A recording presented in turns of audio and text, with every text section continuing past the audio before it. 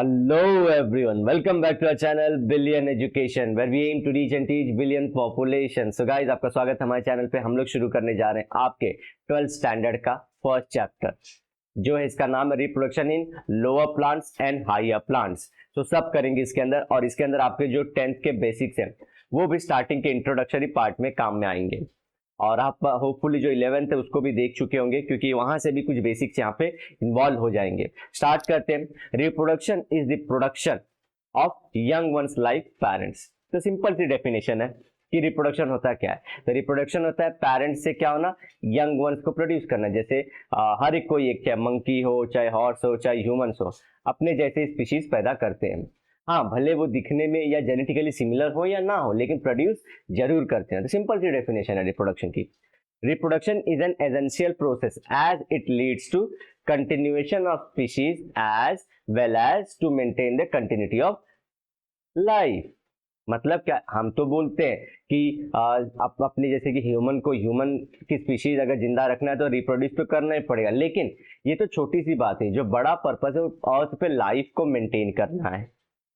हर एक स्पीशीज अपने आप को रिप्रोड्यूस करके हम सबकी नीड एक दूसरे से, जैसे हमारी प्लांट रहेंगे तभी हम लोग सर्वाइव कर पाएंगे, और जो नॉनवेज खाते हैं उनके लिए और सारे जो एनिमल्स वो रहेंगे तो वो सर्वाइव कर पाएंगे। तो हमारी एग्जिस्टेंस ही एक दूसरे से है। तो अब प्लांट्स खुद को रिप्रोड्यूस करना छोड़ दें, हम ह्यूमंस खुद को रिप्रोड्यूस करना छोड़ दें तो लाइफ रहेगी ही नहीं। तो वो जो डिबेट चालू रहता है ना कि ह्यूमंस को रिप्रोडक्शन लालची है या रिप्रोडक्शन नहीं करना चाहिए, नेचुरली ये सब नहीं होना चाहिए, ऐसा कुछ लोग डिबेट करते हैं, लेकिन ऐसा है नहीं। हाँ, मानता हूँ कि किसी भी टाइम एरा में किसी स्पीशीज का डोमिनेंसी बढ़ जाता है। जैसे कि कुछ टाइम पहले हमारे जो देखा था हमने सेनोजोइक या मेसोजोइक एरा में, जुरासिक पार्क जैसे मूवी में देखा था हम लोग ने कि वहां पे और स्पीशीज का कुछ बढ़ा था, आज ह्यूमंस का बढ़ चुका है। तो इस तरह से ध्यान रखना आप लोग को। Each organism has its own particular method of reproduction. तो हर एक का अपना अपना तरीका होता है, और देखेंगे हमारे और आप में कुछ ना कुछ सिमिलर भी है और बहुत सारी डिफरेंसेस भी हैं। इसी तरह रिप्रोडक्शन में जनरली सिमिलैरिटीज भी होती है, लेकिन उसी में कहीं ना कहीं डिफरेंसेस भी होते हैं। जैसे कि देखिए, all this method generally fall into two categories. तो देखिए, दो चीजों में बांट देते हैं, एक तो है असेक्सुअल और दूसरा सेक्सुअल रिप्रोडक्शन। सिंपल सी बात है। अब इसके अंदर ऐसा नहीं कि समझे 100 स्पीशीज में से 40 ये वाले कैटेगरी के अंदर आते हैं, 60 ये कैटेगरी के अंदर आते हैं। ऐसा कैटेगराइजेशन नहीं करना है, क्योंकि प्लांट जैसे कुछ स्पीशीज भी हैं जो दोनों करते हैं, असेक्सुअल भी करते हैं और सेक्सुअल भी करते हैं। ये आप लोग ने अपने 10th या लोअर स्टैंडर्ड में ऑलरेडी पढ़ लिया होगा। तो ये चीज याद रखना है। बायोलॉजी समझ के पढ़ोगे मजा आ जाएगा। आप अपने कॉलेज या हर जगह लेवल पे जो रहेगा समझदारी में ऊपर रहोगे। सिंपल है, सिर्फ टर्मिनोलॉजी पढ़ना होता है, कहाँ पे क्या हो रहा है स्टेप याद रखना होता है। टर्मिनोलॉजी प्लस स्टेप याद रखना होता है, बाकी आपकी मेमोरी आपका काम कर ही देती है। अच्छा हाँ, जिसका नहीं काम करा तो बिगाड़ भी देती है। तो असेक्सुअल रिप्रोडक्शन हम लोग देख रहे हैं, ठीक है। स्टार्ट करते हैं असेक्सुअल रिप्रोडक्शन से। Asexual reproduction does not involve fusion of two compatible gametes और सेक्स सेल्स। तो इसमें सिंपल एक मेल गैमेट होता है, एक फीमेल गैमेट होता है, तो उसके मर्जर से हम लोग बोलते हैं जाइगोट बनता है। लेकिन असेक्सुअल में ये सारी चीजें होती नहीं है। और कंपैटिबल मतलब क्या हुआ, जैसे कि जो मिलन है वो सेम स्पीशीज का होना चाहिए। जैसे ह्यूमन का ह्यूमन से मिलन होती है, कंपैटिबल होता है। लेकिन अब हम बोले ह्यूमन का मीटिंग, या चलिए दूसरे एनिमल का मीटिंग, मंकी का मीटिंग हॉर्स से, मंकी की मीटिंग हॉर्स से, ये कंपैटिबल नहीं है इनके गैमेट्स। तो यहाँ पे कोई भी जाइगोट नहीं बनेगा, तो इसलिए कंपैटिबल वर्ड यूज किया है। लेकिन असेक्सुअल में कुछ इतना टफ है नहीं। असेक्सुअल में क्या होगा, गैमेट्स मिलेंगे ही नहीं और फ्यूजन होगा ही नहीं, और फ्यूजन से जाइगोट बनेगा ही नहीं। So it is a process resulting in the production of genetically identical progeny from a single organism and inherits the jeans of parents. तो देखिए, बहुत सारी प्रोजेनी मतलब क्या, नेक्स्ट पीढ़ी, औलाद, जो उनकी संतान है वो। तो वो क्या होती है, एक ही मदर सेल होती है। मदर सेल में असेक्सुअल रिप्रोडक्शन, जैसे हम लोग देखेंगे डिवीजन होता है उनके अंदर, या बडिंग होगी या फ्रेगमेंटेशन, बहुत सारे मेथड है। उससे डॉटर सेल्स बनती हैं, डॉटर सेल्स बनते हैं। और ये डॉटर सेल्स जेनेटिकली बोलते हैं सिमिलर होंगे, जेनेटिकली सिमिलर। ध्यान रखिए, ये वर्ड बहुत इंपॉर्टेंट है। जेनेटिकली सिमिलर मतलब सेम जीन्स जो माँ के अंदर है वो डॉटर के अंदर भी होंगे, ये याद रखना आप लोगों को। क्यों? क्योंकि देखिए हम ह्यूमंस के हम लोग जेनेटिकली सिमिलर है मॉम या डैड से, हम लोग थोड़े सिमिलर है, अदरवाइज हम डिफरेंट है पूरे कंप्लीटली। कैसे? एक मॉम का जीन्स आता है, एक फादर का, इनके मर्जर से नया बेबी प्रोड्यूस होता है, हम लोग जिस जो क्या रहता है मिक्स दिखाता है, लेकिन इनके अंदर क्या रहता है एक ही सेल खुद को रिप्रोड्यूस कर रहा है, तो जेनेटिक जीन्स पूरे इसी के आएंगे ना, सिंपल सी बात है, इसलिए याद रखना है। जो पेरेंट्स का जीन्स कौन लेता है? जो डॉटर सेल या न्यू जो सेल है वो लेता है, किसके अंदर? असेक्सुअल रिप्रोडक्शन की बात कर रहे हैं। मैं ह्यूमन से क्यों कंपेयर कर रहा हूँ? क्योंकि हम लोग अपने पे ही अल्टीमेटली आते हैं, कहीं भी क्वेश्चन सब अपने से ही पूछेंगे रिलेट करके। Such morphologically and genetically identical. Morphologically मतलब दिखने में, जो दिखना होता है उसे मॉर्फोलॉजी बोलते हैं। प्लांट कैसे दिख रहे हैं उसकी मॉर्फोलॉजी बोलेंगे, तो बायोलॉजी में यही टर्म रहता है। एंड जेनेटिकली तो बाहर से तो है ही, ये जो हम लोग असेक्सुअल बोल रहे हैं, ह्यूमंस का ये वाला एग्जांपल नहीं लेना है। एक ही सेल से, मदर सेल से कौन है? Daughter cell. तो ये क्या है? दिखने में सेम है, मॉर्फोलॉजिकली सेम है, और दूसरी जेनेटिकली भी सेम है। ठीक है, ये जीएम है, not grand master. Genetical and morphological similarity है, are called as the clones. तो इसको क्या बोलेंगे? जिसे हम डॉटर सेल बोल रहे हैं या यंग सेल बोल रहे हैं, इसे हम लोग क्लोन्स बोलते हैं। ठीक है, सिंपल। तो पेरेंट्स से क्या बनते हैं? क्लोन्स बनते हैं। Organisms choose to reproduce asexually by different modes of ways. तो बहुत सारे तरीके हैं इनके। पहला है फ्रेगमेंटेशन। फ्रेगमेंटेशन में क्या होता है? आपकी स्ट्रिप जैसी रहेगी, ये बीच में से टूट जाएगी, ये अलग, ये अलग, अब ये दोनों अपना अलग अलग लाइफ जी के वापस से बड़े हो जाएंगे, यही simple. Multicellular organisms can break into fragments due to one or other reasons। तो मल्टीसेलुलर देखिए, पहले ये वर्डिंग्स की याद रखिए, बच्चे इसी को मिस्टेक करते हैं। मार्क इसलिए कर रहा हूँ ताकि आप लोग को पता रहे कि क्या लिखना है और क्या छोड़ना है। अब मल्टीसेलुलर ऑर्गेनिजम्स के नाम लिखना आप लोगों को, ठीक है ना। तो ये एग्जांपल्स में हमेशा ध्यान रखिए, रैंडमनेस रखिए अपने आंसर में, जैसे कि आप लोग जो अपने वर्ड लिखते हो, लेकिन ये सब इंपॉर्टेंट चीज है जो आप लोग को इंक्लूड करना होता है। 12th है, और जनरली जो एचएससी बोर्ड के जो एग्जाम्स रहते हैं ना, टीचर्स मार्क्स देते हैं आप जब करेक्ट वर्ड्स लिखते हो। बच्चे सोचते हैं कि आप कुछ भी लिख दिया, शॉर्ट बोलते हैं ना, शॉर्ट नोट्स मांगते हैं या बोलते हैं ओन आंसर का। जनरली गलती क्या कर देते हैं वो लोग, ऑन आंसर या शॉर्ट नोट्स में जो इंपॉर्टेंट चीज़ है वही नहीं लिखते।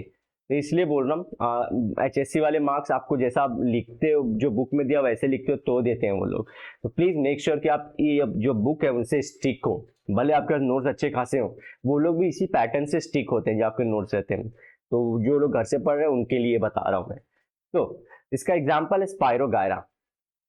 अच्छा, वन और मोर अदर कंडीशन, जैसे कि फूड की अवेलेबिलिटी है कि नहीं है, फूड अवेलेबिलिटी है कि नहीं, तब ये उस कंडीशन में ऐसे रिप्रोड्यूस होता है स्पायरोगायरा। दूसरी चीज देखते हैं हम लोग कि क्लाइमेट कैसा है, वेदर कैसा है, क्लाइमेट एंड वेदर कैसा है, इस पे भी डिपेंड करता है।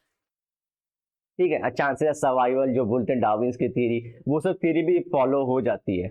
एग्जाम्पल है spirogyra, these fragments grow into new individual. तो बोला ना, तो ये फ्रैगमेंट मतलब बीच में से टूटेगा, जो पॉइंट ऑफ जेनेसिस बोलते हैं जनरली यहाँ पे, वहां से टूट के ये दोनों अलग हो जाएंगे, अलग होके ये दोनों अपनी अपनी लाइफ जिएंगे और दोनों सर्वाइव कर जाएंगे।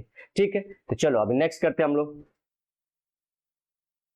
Budding, it is the most common method of asexual reproduction in the unicellular. देखिए यहाँ पे सिंगल सेल ईस्ट, इसलिए बोल रहे हैं, वर्ड्स को याद रखिए। Usually it takes place during the favourable condition. Favourable condition मतलब फूड अच्छा खासा हो, बहुत ज्यादा अमाउंट में, टेम्परेचर प्रेशर या वेदर कंडीशन ज्यादा डायनेमिक ना हो, ज्यादा धूप ज्यादा गर्मी ना हो, ज्यादा छांव भी ना हो, ज्यादा ठंडी भी ना हो। ज्यादा ठंडी में सिर्फ एक ही चीज सर्वाइव कर पाता है, या गर्मी में बैक्टीरिया, बाय प्रोड्यूसिंग वन और मोर आउटग्रोथ बर्ड्स जिसे बोलते हैं।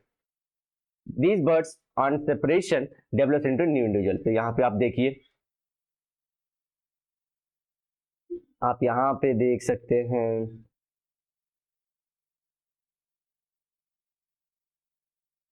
ये देखिए, ये ईस्ट का है, यहाँ पे ये पेरेंट है, ये पेरेंट रॉक, इसे मदर सेल बोलते हैं। इस पे देखिए यंग बर्ड्स आ रहे हैं, ये सब यंग बर्ड्स हैं। अगर ये लोग अलग हो जाएंगे तो ये लोग अपनी खुद की लाइफ भी जीने के काबिल हो जाएंगे। अच्छा, ये क्या कहीं से भी शुरू हो जाते हैं क्या? समझिए ये हमारा ईस्ट है, तो एक पॉइंट ऑफ जेनेसिस होता है जहां से ये लोग ग्रोथ करना शुरू करेंगे। तो यहाँ से ग्रोथ करके ऐसा हो जाएगा, जैसे प्लांट्स में आप लोगों ने देखा है उसके एपेक्स पे, उसकी ऊपर की तरफ से वो बढ़ता है, हर जगह से नहीं ये लोग बढ़ते, ये ध्यान रखना आप लोग को।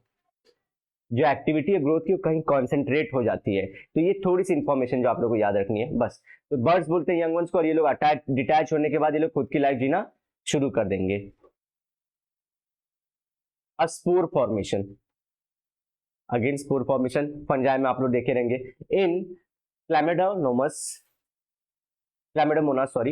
asexual reproduction occurs by flagellated motile zoospores। Flagellated मतलब क्या, ये वर्ड की मतलब देखिए पहले से इरेज कर देता हूं। फ्लैजिलेटेड, फ्लैजिलेटेड मतलब जिनके पास फ्लैजेला हो। What is flagella? जो पूंछ जैसी स्ट्रक्चर होती है इनके पास। सिंपल, और कुछ नहीं सोचना आप लोगों की फ्लैजिलेटेड का मतलब क्या है। ये देखिए फ्लैजिलेटेड मतलब, ये देखिए फ्लैजेला दिख रहा है आप लोग को, ये फ्लैजेला है जो मूवमेंट के लिए उनको हेल्प करती है। मोटाइल तो जो मूव हो सके। जूस्पोर्स, तो ये जूस्पोर्स है, ये पूरे के पूरे एक स्ट्रक्चर जूस्पोर का है। ये क्या है, इनकी कैरेक्टरिस्टिक्स क्या है, मूव हो सकते हैं, इसलिए इनको क्या बोले, मोटाइल बोल दिया इनको। और दूसरी चीज इनके पास फ्लैजेला है इसलिए फ्लैजेलेटेड बोल दिया। ठीक है, तो आप लोग एग्जाम्पल याद रखना। अब इसमें भी ध्यान रखना, पेरेंट सेल को जूस्पोरेंजियम बोलते हैं, जियम। ये वर्ड्स यूज टू कर लीजिए क्योंकि आगे जब हम प्लांट्स के बारे में पढ़ेंगे तो ऐसे बहुत सारे ईएम आएंगे, तो मेक श्योर आप ये सब चीजों से अवेयर रहें। तो जूस्पोरेंजियम से जूस्पोर्स बनते हैं जो छोटे छोटे रहते हैं, और ये जाके फिर से सॉइल में जाएंगे और वापस से अपनी ग्रोथ करना शुरू कर देंगे। Other methods of sexual reproduction includes binary fission which occurs in the amoeba. पहला आपके सेकंड चैप्टर का 10th के सेकंड चैप्टर का पहला पॉइंट ही यही है, और पैरामीशियम के अंदर भी। फिर conidia formation in Penicillium and gemmule formation in the sponge, ये हम लोग को मिलेगा 11th स्टैंडर्ड में। 11th स्टैंडर्ड में आप लोग को ये सारी चीजें अच्छे से बताई गई। तो मेक श्योर आपको जो बेसिक्स है 10th 11th की बायोलॉजी बहुत अच्छी है, वहां से आप फॉलो करना शुरू कर दीजिए। अब देखिए जो प्लांट्स के अंदर है वो देखिए वेजिटेटिव कैपेसिटी बताई गई है। तो लोगों को जो ये सब आप लोग पढ़ा रहेगा, जो दिक्कत है स्वीट पोटैटो को लेके भूल जाते हैं, और पोटैटो को लेके तो ट्यूबर्स और स्टेम करके होता है। तो देखिए स्टेम के पार्ट जनरली जो सारे ट्यूबर होते हैं वो स्टेम के पार्ट होते हैं, तो वो स्टेम से उससे दिखते रहते हैं, उनकी जो ग्रोथ होती है स्टेम से होती है। जनरली वेजिटेटिव प्रोपोगेशन में क्या होता है, जो लीफ है उसी से नया प्लांट आ जाता है। ठीक है, अगर स्टेम है तो स्टेम से नया प्लांट आ जाएगा, रूट है तो रूट से नया प्लांट बाजू में आ जाता है। जी हाँ, ये होता है जनरली। तो इसमें हम लोग वेजिटेटिव प्रोपोगेशन बोलते थे। ऑलरेडी आप लोग को वापस से ये बुक भी आपको रिपीट करवाना नहीं चाहता है, इसलिए मैं भी रिपीट करने की कोशिश नहीं करूंगा, आपका टाइम बचाने की कोशिश करूंगा। सिर्फ ध्यान रखना स्वीट पोटैटो जो है, स्वीट पोटैटो इसको हम लोग रतालू बोलते हैं, और वो सब तो वो रूट से डेवलप होता है, ध्यान रखेंगे आप लोग। और बाकी जो पोटैटो जो ट्यूबर्स जो भी आप लोग को ध्यान में आएगा वो स्टेम से डेवलप होते हैं। इतना डिफरेंस याद रख लीजिए, फिर आपको और ज्यादा दिक्कत होगी। जनरली यहीं पे दिक्कत होती है, और ये कितनी बार भी पढ़ो भूल जाते हो, तो इसको रिवाइज करने की जरूरत रहती है। नेक्स्ट टाइम जब हम लोग मिलेंगे गाइस, तो हम लोग और अच्छे से स्टार्ट करेंगे, जहाँ पे हम लोग प्लांट्स के अंदर जो मॉडर्न मेथड है, जो जो फील्ड में जाना चाहते हैं प्लांट्स के, या प्लांट गार्डनिंग करना चाहते हैं, ये सब मेथड कटिंग ग्राफ्टिंग यहाँ पे बहुत ज्यादा यूज होती है। हॉर्टिकल्चर के फील्ड में जो पैसा आजकल बहुत ज्यादा दे रही है गवर्नमेंट, वहां पे भी ध्यान दे रही है। जैसे जो फ्रूट्स होते हैं, जो फ्लावर्स बहुत अच्छे रहते हैं, जो मेडिसिनल प्लांट्स है, वहां पे मेथड्स बहुत यूज होते हैं। तो वहां पे हम लोग ये सारी चीजें कंटिन्यू कर देंगे। तो अगर आपको वीडियो अच्छा लगा हो तो प्लीज सब्सक्राइब करना, लाइक करना वीडियो को, और जो यहाँ पे सब चीजें चल रही है प्लीज इन्हें फॉलो करने की कोशिश करना। मिलते हैं नेक्स्ट लेक्चर में, till then bye bye, have a great and nice day ahead, सायोनारा, लेकिन वादे के साथ कि मिलूंगा दोबारा।